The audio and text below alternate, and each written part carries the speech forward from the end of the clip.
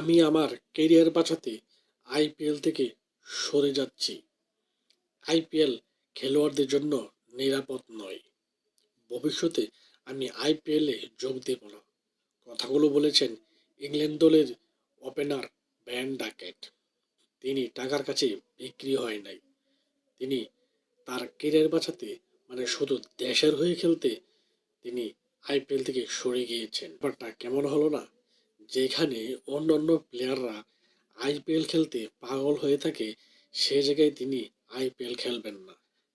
অন্যান্য ক্রিকেটাররা সাধারণত আইপিএল এর নাম শুনলেই তারা পাগল হয়ে যায় খেলতে, কিন্তু সেক্ষেত্রে ইংল্যান্ডের প্লেয়াররা একটু অন্যরকম।